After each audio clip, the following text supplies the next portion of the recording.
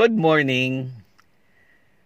Maganda gising ko na masarap ang tulog ko at wala na naman akong pasok.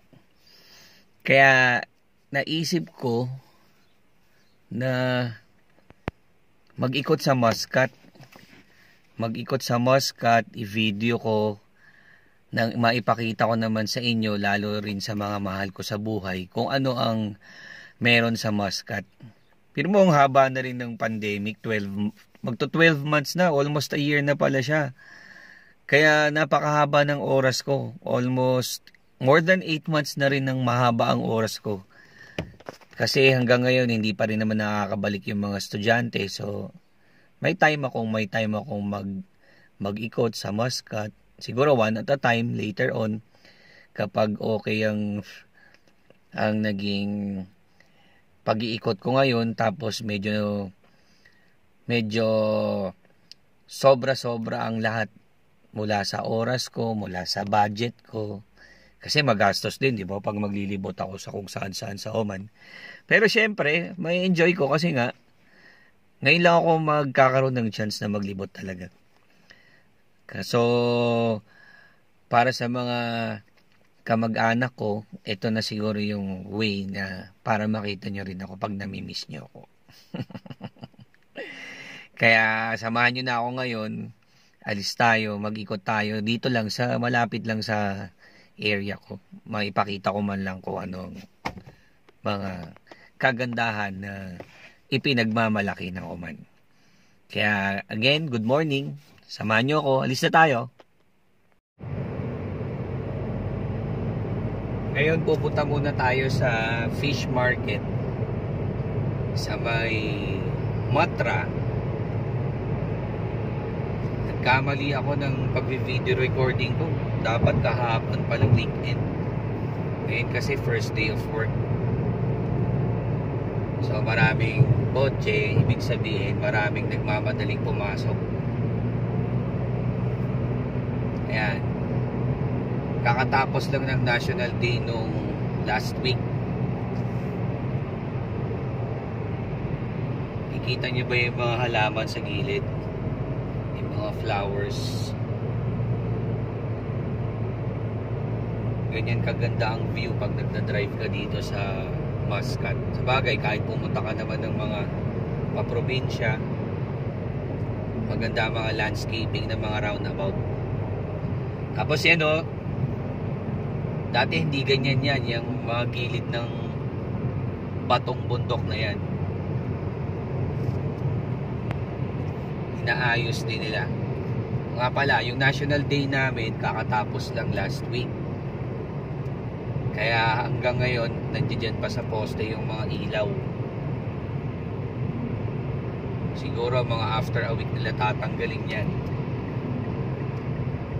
Tapos kung titingnan nyo yung straight, dagat na yon. Mga bahay dito puro puti. Kaya pagka naka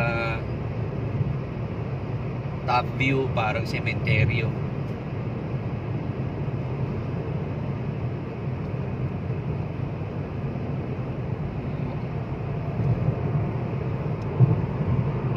Rush hour na to ngayon ha. Masasakyan lang pero hindi pila ang sasakyan. Medyo masarap magmaneho dito eh.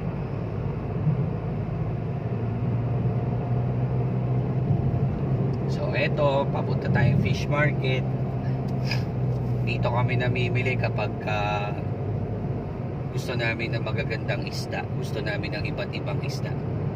Siguro kapag may chance yan, pwedeng i-vlog ko siya, yung fish market namin. Puro lalaki ang nagtitinda, mga kadalasan matatandang lalaki na.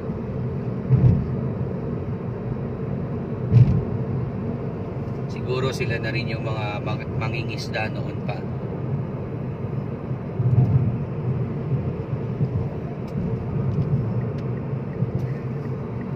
Siguro kaya ganito na rin, medyo late na rin ako umalis. 8 o'clock na, past 8 na rin naman eh. Before 8 siguro mas masasakyan. So sa fish market, makikita nyo maya-maya lang in few minutes yung yate ni Sultan. Laging nandyan yung yate ni Sultan. Siguro part na rin siya ng attraction, ng tourist attraction.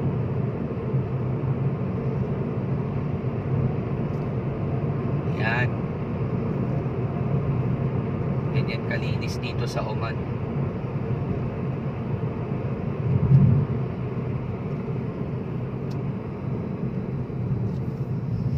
Tapos maraming roundabouts. Siguro sa lahat ng Arab countries ganito, puro roundabout. Kapag nagda-drive ka, diyan mo malalaman halimbawang ang tao ay nag-aral ng driving. Sa kaliwa, yan yung fish market. Yan may magandang roofing na yan. Tapos, yan yung mga yate ni Sultan kung napapansin nyo rin. Ni Sultan Haitang.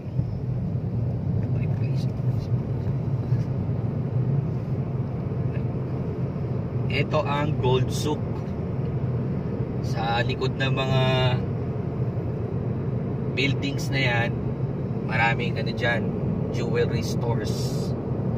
Sabi nila mura raw hindi ko pa na-try wala pa kasi akong pambili. 13 years na ako dito, halos hindi ko pa yata naranasan bumili dyan even once. So pagkatapos nung Gold Souk na yon, yung market na yon, yung mga, kung nasa yung mga jewelry stores, ito yung dulo. Kikita nyo sa gilid, yan, may ano yan, may pathwalk. So pwedeng maglakad dyan ng mga tao. Bagay, kaliwat kanan. Kahit gabi marami pumupunta dito kasi dyan sa after ng roundabout na yan, nandiyan dyan yung Riyam Park. Yun o, kung nakikita nyo nasa left side, yung nasa taas, yung parang dome, yan ang Riyam Park. Nandiyan dyan ang kung ano-anong rides para sa mga bata. Simple lang ang buhay dito sa Oman. Ang mga locals dito mahilig magpunta sa park, mahilig tumambay sa beach. Mga ganun lang ang buhay. Kikita mo sila. Yan ang Riyam Park sa taas. Sa taas ayan siya oh.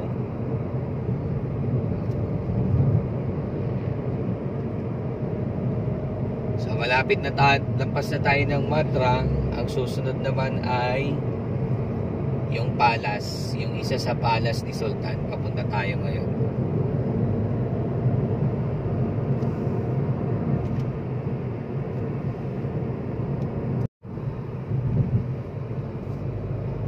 Ito na yung papasok sa area ng palace ni Sultan.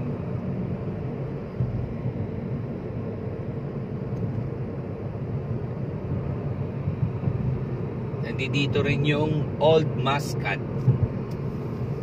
Old Muscat, siguro ito yung first community nila dito noon, yung Old Muscat.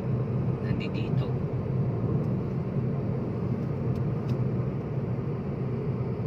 Tourist spot din to, isa sa mga tourist spots ng Oman to. Kapag maraming mga napupunta rito, minsan yung one time napunta kami rito, may nakailan na bus ng mga tourists.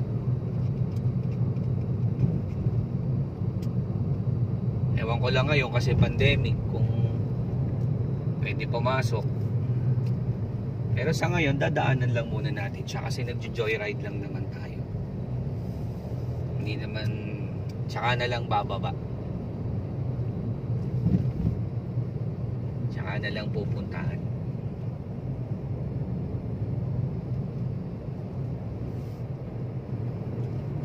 Masarap mamasyal dito sa Oman pag taglamig. Pero pag tag-init, ewan ko lang kung makakatagal ha.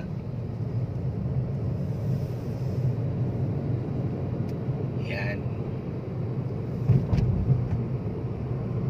Nandiyan na tayo sa palace. Palace in the Sky. Sa may Antipolo yun. Antipolo. Cloud9 pala yung nasa Antipolo. Sa may ano pala yung Tagaytay. So ikot tayo para mabigyan natin ng magandang focus tong panisultan na to. Al-Alam Palace na to.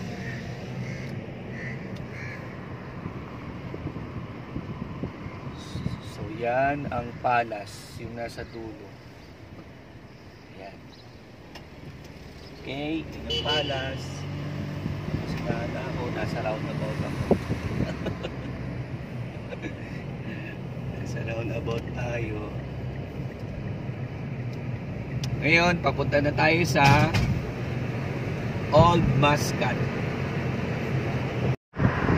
Ito yung Old Muscat. Nakikita nyo yung mga palibot nila. Dito, kahit saan ka pupunta, makakakita ka ng bundok. Yung bundok na mga parang bundok na bato. Hindi siya bundok na lupa, bundok na buhangin. Ito ang Old Muscat. Old Muscat to. Kasi yung tinitiran namin ngayon sa may Alcuer, yun ang pinaka, siguro parang sentro na ng Muscat yun, kasi doon nilagay ang Jollibee, doon nilagay ang Chowking. Sa kaliwa, mamaya papakita ko sa inyo, hihinto ko somewhere sa taas.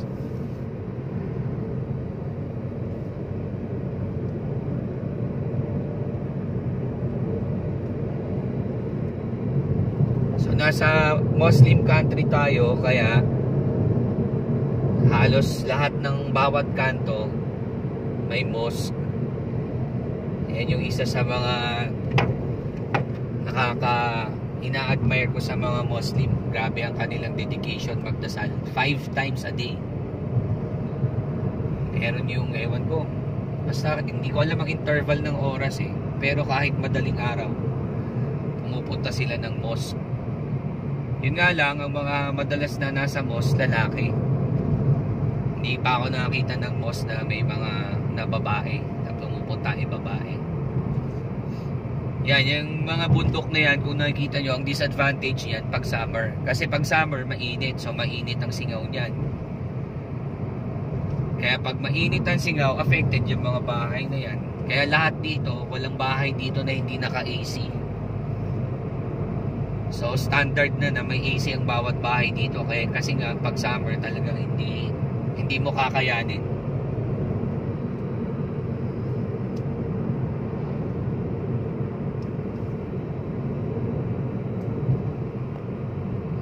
Since Middle East tayo, maraming dates.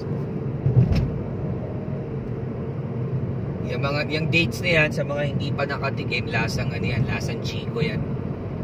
So manamis na miss yan. Ganda, diba? Malinis. Sarap mag-drive. Kung mahilig ka mag-bike, masarap din mag-bike dito. Yun lang, kailangan matindi ang stamina mo kasi puro ahon. Hihinto ako doon sa dulo.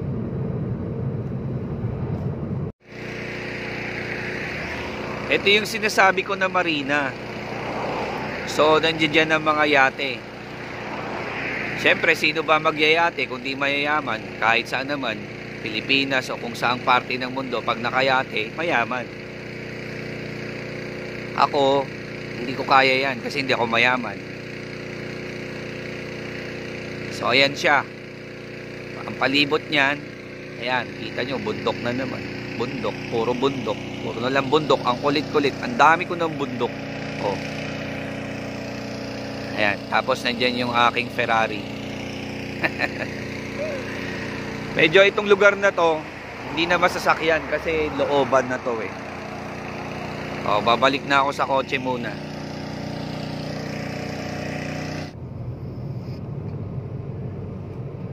I'm back in the car.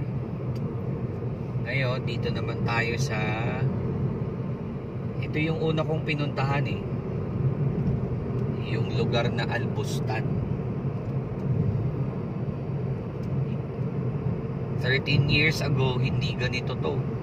Walang mga street lights, walang traffic light na ganito. Tapos wala kang makikita walang community. Itong area na to, parang ghost town to. Sa 13 years ko sa Oman, nakita ko na rin ang matinding transformation ng Oman. Nagkaroon na rin ng maraming developments.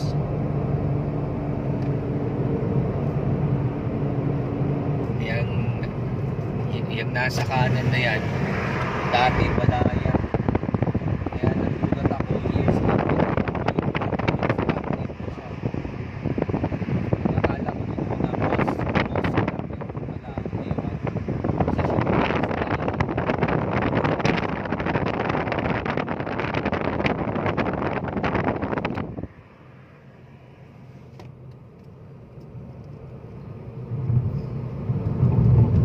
Linis di ba? Ang Pilipinas kaya rin naman maging ganito. Kaya lang sa atin kasi sa dami ng ayaw sumunod, tulad ni Isko Moreno, inaayos ang Maynila. Marami namang naapektuhan na may hirap na hindi na raw makakakain. Ano nang gagawin sa Pilipinas pagka ganyan? May mga politikong gustong ayusin ng bansa, gustong ayusin ng ekonomiya. Kaso pag ang mahirap na apektuhan, masama ka ng politiko. Kailangan lang siguro suporta, pakikiisa. Lalo kung mabuti naman ang namumuno, di ba? Tapos inaayos ang Maynila, yung iba nagdudumi. O ano-anong ginagawang pagdudumi pa.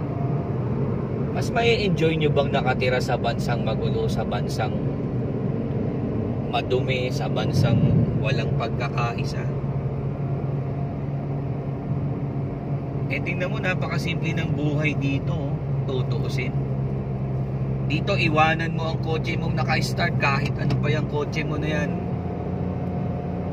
Pagbalik mo, naka-start pa rin. Nagsayang lang ng gasolina, porke mura. Pero, ang ibig ko sabihin, ganun ka-safe dito. Siguro may mga minor na unreported crime. Hindi mo na maiiwasan yun, lalo't iba-iba na rin ang tao dito. Pero safe pa rin. So after nito, punta na tayo dun sa may Grand Mosque. Kaya ipapakita ko lang sa inyo yung daanan dito. And then bound to Grand Mosque na tayo. Nakikita nyo yung mga kabayo na yan sa gilid. Yung kulay ginto. Yan ang mga pinsan ni Vice Ganda.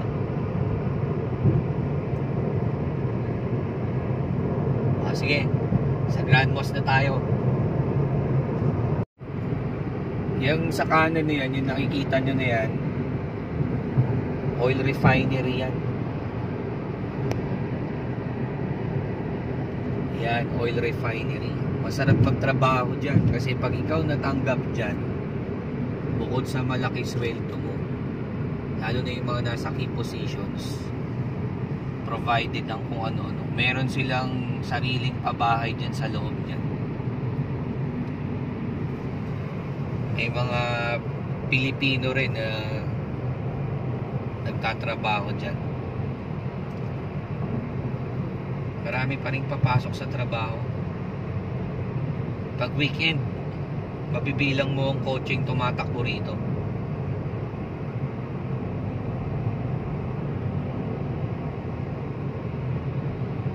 Yung mga ilaw na yan ng National Day, dahil sa National Day, paggabi maganda yan kasi nasa-showcase ang iba't ibang klase ng ilaw, iba-ibang klase ng design, iba-ibang klase ng kulay ng ilaw. Yun nga lang, one time sinubukan kong i-video yan puro shadow ewan ko kung siguro hindi lang maganda ng camera ko, depende siguro sa camera ang gamit, pero maganda talaga siya yung mga lights na yan. At tuwing National Day lang yan sinasabit, pag magna-National Day na siguro mga 1 month, kasi ang National Day namin dito ay November 18. So 1 month yun, 1 month yung mga ilaw na nandiyan dyan. Ngayon, itong dinadaanan natin na to, ito yung parang EDSA sa Pilipinas. Ito yung main road. Kumbaga, pag ito alam mo, nakita mo, halimbawa galing ka sa medyo looban ng mga streets, kapag nakalabas ka dito, makakabalik ka na sa pinanggalingan mo. Ito yun. Yun nga lang, ito napupuno din, may traffic din, pero hindi siya katulad ng EDSA na halos hindi gumagalaw. Ito parang nakalinya lang yung sasakyan pag may traffic, pero gumagalaw siya. Hindi tulad sa atin na talagang hindi gagalaw. So yan, yung may falls na yan sa kanan, yung may falls na nasa kanan na yan, nung dumating ako, kasi yung likod niyan parang theater. Sabi nila dyan daw nag-concert si Regine Velasquez. Hindi kami nag-aabot.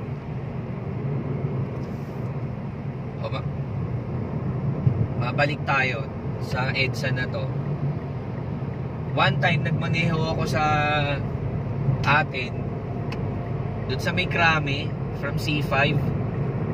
So dinaanan ko yun, patawid ako ng EDSA from C5 doon sa may Krame Diyos ko po, pwede mong tawirin yun from C5 to EDSA ng 5 minutes siguro, 5 minutes. Pero ang nangyari, inabot ako ng 1 oras mahigit, hindi gumagalaw.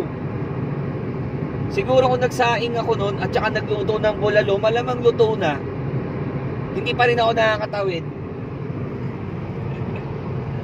Ganun katindi. Pero dito nga may traffic, kaya lang pag sinabi mong traffic, lalo kung Manila driver ka, nagmamaneho ka kung saan saang parte ng Manila. Ayan ang Opera House, yung sa kanan natin. Maganda rin ang lighting yan pag gabi. Yan, Opera House yan. Maraming doktor dyan, nag-o-opera. Yan. Yung area na yan para mga low-rise na condominium naman yung nasa kanan. Ganyan dito. Ganyan ang mga bahay dito. Villa, para mga flat, yan. Kasi base sa nabasa ko, ito palang Oman, parang under United Kingdom din before. Kaya yan. Yun nga, yung pagmamaneho rito, balik tayo. More than 6 years na rin ako nagmamaneho dito. Yan, yung nasa kanan na yan ang car learning. So, na-experience kong magmaneho niyan, yung car learning na yan. Diyan ka mag-aaral, hindi ka basta makakakuha ng lisensya dito unless yan, mag-undergo ka ng training, may teacher ka. Kung ano-anong ituturo sa'yo ng mga rules, tapos mag-e-exam ka, may kasama kang pulis sa tabi mo bago ka makakuha ng lisensya. So lahat dito, nagmamaneho, talagang alam ang rules sa kalsada. Kaya pagka medyo may pasaway, nakakainis kasi alam mo ang rule sa kalsada Pero madalas dito pagkatapos pag nagkaroon na ng lisensya, lalo sa mga parking, sa pagpa-park nila, naku po, ewan ko bakit napaka insensitive. Hindi nagpa-park ng maayos. Tahimik dito. Pilipino lang madalas ang maingay. So ito ang kahabaan ng EDSA namin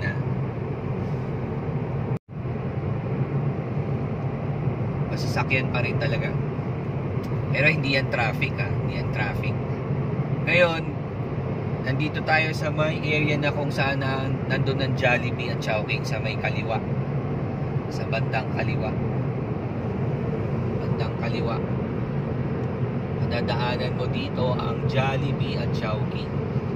Ang Jollibee isa pa lang dito. Pero ang Chowking, merong Chowking sa loob ng mall. Yung mall na yun siguro mga 20 minutes away sa bahay ko. So ngayon papunta na tayo sa Grand Mosque. Yun yung Sultan Qaboos Grand Mosque.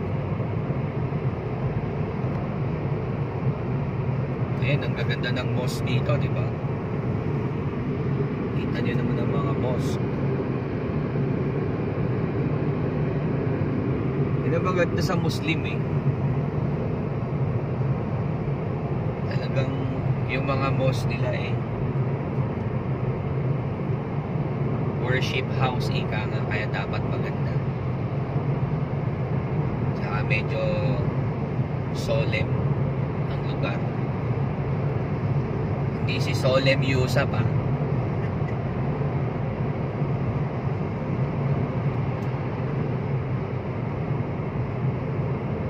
Yung Grand Mosque na yon, pinupuntahan din ng mga turista yon. Allowed pumasok doon ng mga non-Muslims.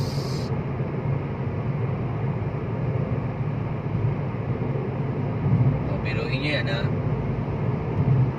Ilang minutes na ako nagda-drive. May napakita na ba akong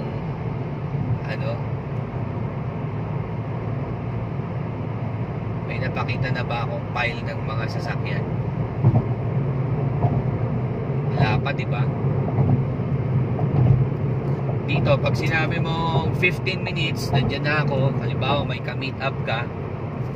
Minsan yung 15 minutes mo, sobra pa. Mas maaga ka pa. Pero hindi, madami-dami na rin ang sasakyan dito, hindi tulad dati. Kaya lang may isang Arab country akong napuntahan, talagang matindi rin ang volume ng sasakyan. Tsaka kung papipiliin mo ko among all GCC countries, siguro mas gusto ko pa rin sa Oman. Kasi sanay na ako dito, tahimik, maayos. Yung Arab country na napuntahan ko, parang ang gulo.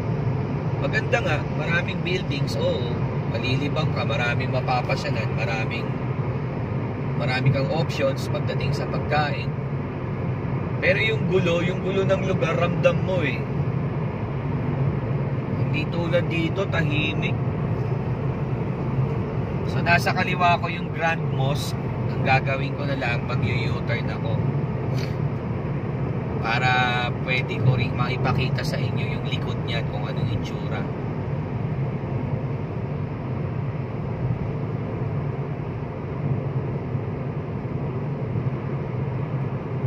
Nung bagong dating ako dito, hindi ganun kaliwanag ang mga looban na lugar. Tapos marami pang ginagawang daan. Tanda ko na rin pala, tagal ko nang wala sa Pilipinas. Mas nakita ko na ang development ng Oman kaysa ang development ng my beloved country. Pero kahit na matagal na ako sa bansang to, kahit na kino-consider ko siyang pangalawang bansa ko, syempre wala naman akong chance dito na mag-retire. Yung dito ko i-spend ang retirement ko. Mas masarap pa rin sa Pilipinas. Hahanapin mo pa rin ang Pasko. Ayan, yung nasa kanan, yan yung Grand Mosque. Dito na tayo sa likod ng mosque, ng Grand Mosque. So nung nandito yung wife ko, dinala ko siya rito. Ngayon Para makapasok ka sa mosque na yan, pag babae ka, yan, puro dates yan sa gilid. Ang pagpasok dito sa mosque, dapat pag babae naka-scarf, hindi nakalabas ang buhok. Kaya pag wala kang scarf, nagbalak kang pumunta dyan, hindi ka papapasukin. So yan ang entrance niya ng Grand Mosque na yan.